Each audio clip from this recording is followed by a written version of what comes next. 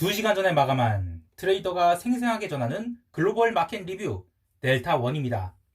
한 주를 마감하는 금요일 시장이 어중간하게 끝나버리면 고민이 많아집니다만 오늘은 작심하고 시장을 편안하게 관찰해서 마음을 추스릴 수가 있었습니다. 제가 주말에 중요한 일정이 있어서 마켓 브리프는 짧고 간단하게 영상을 만들고 자세한 투자 전략은 시간이 허용한다면 일요일 저녁에 녹화하도록 하겠습니다. 우선 아시아 세션 리뷰합니다. 코스피는 예상대로 외국인들이 또다시 현물 포지션을 꺾게 됩니다. 하루 종일 현물 매도가 5,800억이 나왔는데 선물시장의 외국인들은 약간 지친 것 같아요. 약 2천억가량 선물 매도를 하였다고 하지만 사실상 오전 1시 20분까지만 매도를 한 거고 그 뒤로는 해외시장 보면서 1,000억가량 단타를 한 거죠. 그러나 선물시장에서 제일 중요하게 봐야 될 것은 베이시스입니다. 제가 이 징검다리 베이시스라고 해서 15일과 17일은 베이시스가 나빴지만 그 사이에 낀 16일과 그리고 18일은 베이시스가 좋았다고 이야기했는데요. 어제는 지난 한 주간 기록한 흐름에서 가장 나쁜 베이시스를 기록했습니다. 이렇게 들으면 어제 들어온 프로그램 차익 매수가 다 튀어나오게 되죠. 이게 어떤 의미인지를 다시 이야기해 볼게요. 어제의 평균 베이시스가 마이너스 0.5 정도였고 오늘의 평균 베이시스가 마이너스 1.7이었기 때문에 하루 만에 이론적으로는 1.2포인트의 엄청난 프로그램 매매 이익을 차익 거래자들이 얻을 수 있었다는 것입니다. 물론 정확히 이렇지는 않습니다. 하지만 어쨌든 하루 만에 프로그램 차익 거래자들이 큰 이익을 얻을 수 있었는데 이것을 다시 한번 생각해 볼게요. 다시 말하자면 투기 거래자들은 포지션 진입과 청산에 따른 이 거래 비용이 하루에 지급한 양만 1.2포인트라는 겁니다. 게다가 이번 한 주 내내 베이시스가 징검다리였다는 의미는 그만큼 투기 거래자들이 위로 쫓아갔다가 손절, 아래로 쫓아갔다가 손절을 반복했다는 것이고 그것이 금요일에 절정을 기록했다는 뜻입니다. 자, 그러면 왜 투기 거래자들이 그렇게 큰 거래 비용, 그러니까 진입과 청산에 따른 비용을 지불해 가면서 바보같이 진입과 손절을 반복할까요? 그것은 이렇게 흔들기를 당하더라도 한 번 추세가 생기게 되면 그간의 비용을 상쇄시키고도 이익이 남는 추세를 다 챙길 수 있기 때문입니다.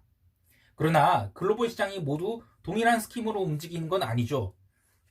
어떤 시장에서는 그러한 전략이 먹혀들고 또 어떤 시장에서는 과거에는 통했던 전략이 더 이상 통하지 않는 경우도 있습니다. 제 생각에는 한국 시장에 이 개인 투자자들이 갑자기 대량으로 유입되면서 일봉상 추세 추종 전략이 지금 한 석 달 동안 바보가 되어 가고 있는 것 같아요. 이렇게 전략이 안 먹혀 들어가게 되면 레버리지를 계속 줄여가더라도 해당 전략을 버릴 수는 없습니다.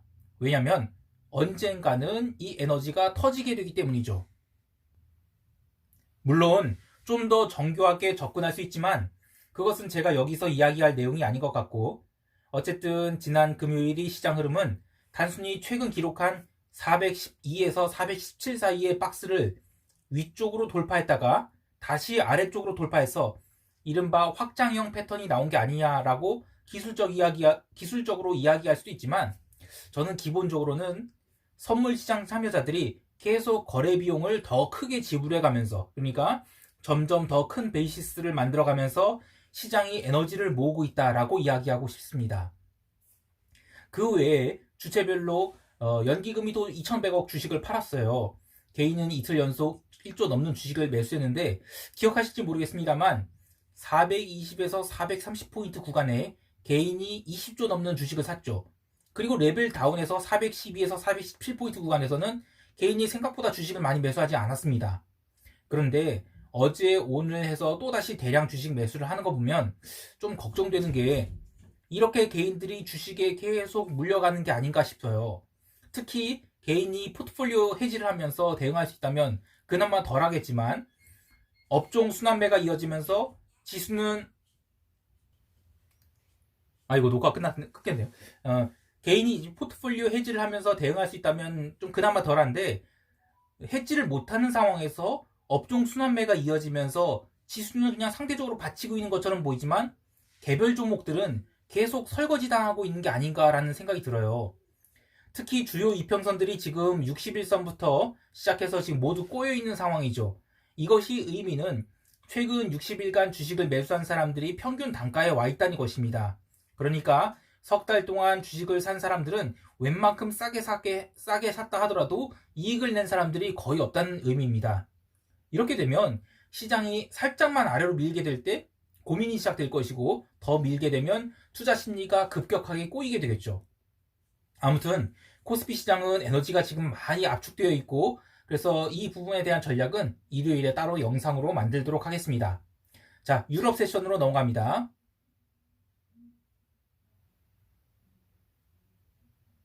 유럽은 옵션 만기를 맞이해서 처음에는 조용히 움직였습니다.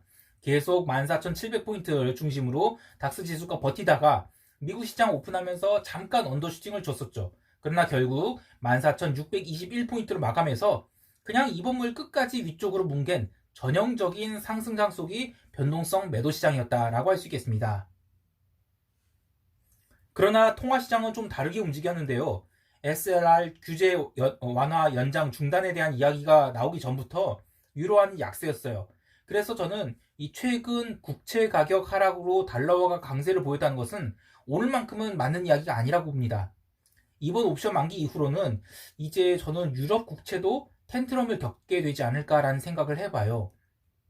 좀 더 자세한 전략은 별도 영상으로 이야기하겠지만, 요점만 이야기하면 어제 유럽 증시는 옵션 만기 때문에 최대한 변동성을 죽여서 마감했다. 하지만 미국채와 유럽 국채 간의 가격 괴리가 점점 커지고 있어서 결국 유럽 시장도 다른 형태로, 다른 트리거가 돼서 변동성이 좀 확대되지 않겠나라는 걱정을 합니다. 그 외에 기름이나 구리 등 커머디티들은 장 초반에 제법 조정을 받았으나 시장이 어느 정도 안정을 찾아가면서 반등에 성공했고요. 그리고 파운드화가 어제 좀 많이 빠졌는데, 요거는 그냥 최근 이틀간 버텼기 때문에 비달러 바스켓 내에서 밸런스 맞추느라 빠진 거라 그렇게 봐야 되겠습니다. 유럽도 이제 간단히 이렇게 보고 미국 세션 넘어갑니다.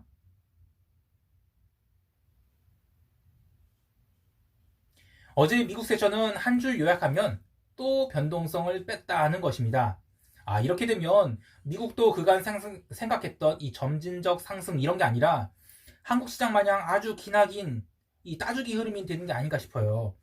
장 시작 전에 SLR 규제 완화 연장 중단 이슈가 나오면서 순간 집가지수 선물이랑 채권이 급락이 나왔는데, 그래도 처음에는 회복을 했습니다. 그리고 시가는 뭐 약보합선에서 출발했죠. 이거는 그냥 옵션 매도 때문에 약보합선까지 버틴 겁니다. 그리고 장 시작하면서 은행주에 강력한 매도가 나와서 다우가 마이너스 1%가량 하락을 했습니다. 그런데 참 이게 기술적으로 재미있는 게, 어제 흐름이 다우가 윗꼬리 음봉 살짝 만든 거거든요. 그러니까 오늘 기술적으로 보면 그냥 음봉 나오면 아주 이상적인 그런 기술적 조정이 나오는 날이었습니다. 그런데 마침 은행주가 그 트리거가 제공됐던 거고요. 그래서 뭐 그냥 오늘 하루만 보면 그냥 기술적 조정 아니냐 할 수 있겠지만, 전체 그림을 보면 저는 시장이 점점 가라앉은 거 아닌가라는 생각이 들어요. 물론 다음 주에 어떻게 될지 모르겠지만, 나스닥이 어제 뭐 반등 못한 것도 그렇고 그 전날 그렇게까지 하락을 하면 안 되었거든요. 그래서 제가 지금 시장을 좀 더 관찰하고 또 리서치를 해서 제가 얘기를 하겠지만, 어쨌든 시장이 좋은 모습이 아니라는 생각이 듭니다. 장초반 30분 동안 이 급락을 준 시장은 나스닥 중심으로 여러 차례 반등을 시도해서 어쨌든 유럽 마감 때 반등에 성공했습니다. 그리고 나서 장막판까지 아주 지긋지긋한 변동성 매도를 줬는데요. 장 후반에 살짝 눌리긴 했지만 기본적으로는 어제도 그냥 변동성 매도였다라고 할 수 있겠습니다. 제가 좀 시간이 좀 모자라서 두 가지만 더 짚고 갈게요. 첫 번째는 새벽 1시에 발표된 오일리그 카운터 318개로 지난번에 309개 대비 급증했죠. 하지만 이미 기름값이 확 눌려서 시장에 영향을 주진 못했습니다만, 어쨌든 기름값이 65불 이상으로 올라간다면 셰일 오일 뚜껑 열고 퍼내겠다는 게 증명된 셈입니다. 그래서 이거는 그때 이제 그 사우디 원유 장관이 뭐 셰일 오일 자기는 신경 안 쓰겠다라고 하는 거 신경 써야 될 것 같다는 생각이 들어요. 자, 두 번째로 챙겨볼 것은 드디어 이 CFTC에서 집계하는 S&P 500 투기적인 넷 포지션이 숏으로 바뀌었다는 것입니다. 아직 양이 미미한 4,200계약 수준이지만 어쨌든 이게 숏으로 바뀌었다는 것은 의미가 있습니다. 아울러 나스닥 숏은 뭐 전주 대비 약간 줄은 12,300계약 수준인데 어쨌든 S&P, 나스닥 모두 스펙 포지션이 넷 숏으로 돌았다는 게 의미 있다는 것이죠. 자, 오늘 영상은 여기까지. 자, 오늘 영상은 여기까지 할게요. 제가 이제 외부에 나와서 녹화한지라 뭐 주말에 시장 대응 좀 전략을 구체적으로 분석해서 일요일 저녁에 다시 대응 전략 업로드 하겠습니다. 편안한 주말 되시고요. 이상 델타원이었습니다. 감사합니다. 아니, 저 여기까지 데리고 오셔갖고는 왜 대사 한마디도 안 주세요? 오늘은 좀 쉬자.